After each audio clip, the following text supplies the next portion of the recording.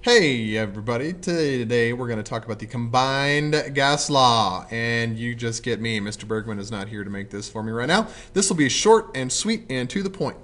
Now, the reason we call this the combined gas law is because it combines all of the other gas laws that we've had. So we've got P1V1 equals P2V2. Okay, we've used that before.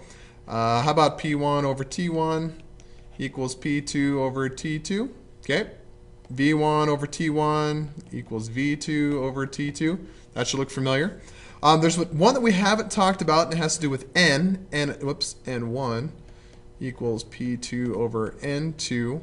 Okay, N is just number of moles, and this makes sense. If we increase the number of moles of something, we increase the pressure in that same container. So what we're going to do is we're going to combine these. So let's look at everything that's in the numerator. Everything in the numerator is the P and the V. Okay, we notice P's here and V's here, always the numerator. So let's put those in the numerator. P1 V1 over something equals P2 V2 over something. Well, what's it over? Everything in the denominator. Temperature is the denominator and moles are in the denominator. T1 and 1. T2 and 2. This is the combined gas law. So all the gas laws are combined. The three ones that we learned, as well as something that includes the N for the moles. Okay. Now the nice thing about combined gas law is if you don't remember any of the other gas laws, but you remember this one, you can get the other gas laws from this. So if you want Boyle's law, you just deal with the P and the V, and you ignore the N and the T. Okay. If you want any of the other ones, volume and temperature, you just deal with those. Just pressure and temperature, you just look at those and you just ignore everything else in the equation. So you only deal with the things that actually change. Now if everything changes, you plug everything in. You do a combined problem. If only one thing or two things change, you plug in the two that change and you ignore everything else. All right, so let's do a few example problems with this. All right, so first we have a 2.3 liter balloon. It's taken from Woodland Park at some conditions, and it's brought to the top of Pikes Peak at some different conditions. All right, so let's go through and identify what we know and what we're going to look for. Alrighty, so here we have a 2.3 liter balloon. That's a volume. That's a V1. 2.30 liters. Woodland Park, 15 degrees Celsius. So that's a temperature, T1. 15 degrees C.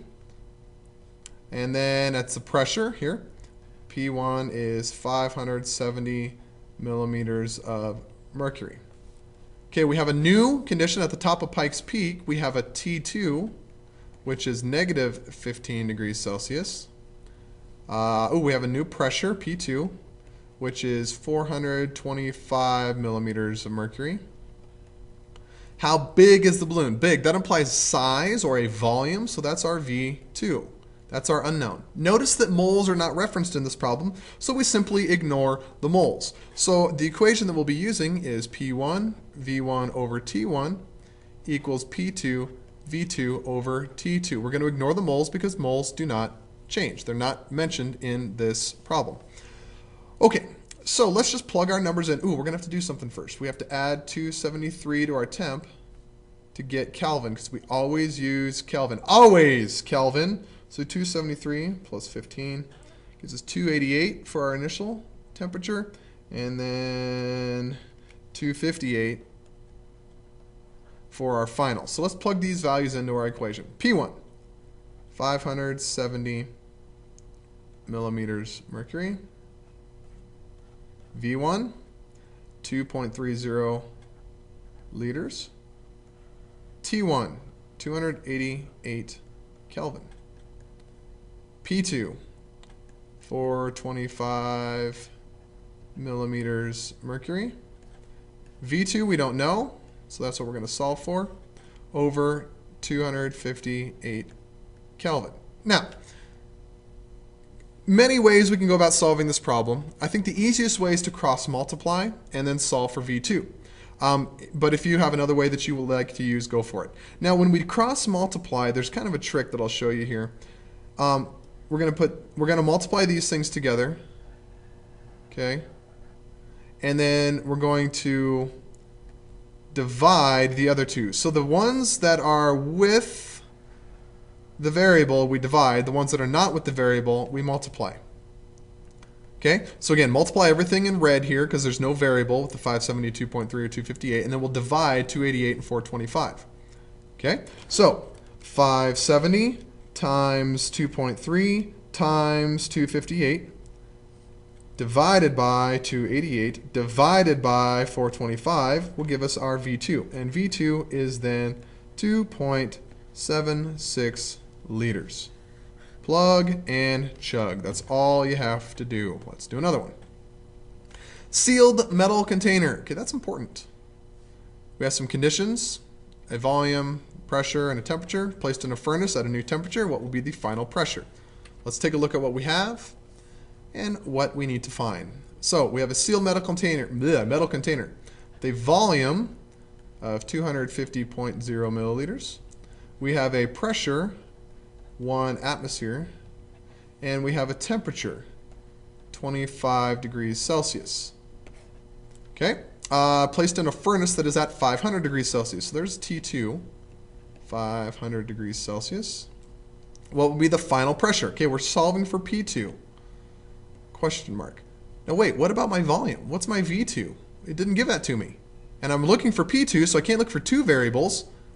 Oh, it's a sealed metal container. Metal containers don't change volume, so the volume didn't change. Think of like an aerosol can. You throw that in the fire, the volume's not going to change. Now, it's probably not a good idea to throw it in the fire, okay, because it'll explode in your head.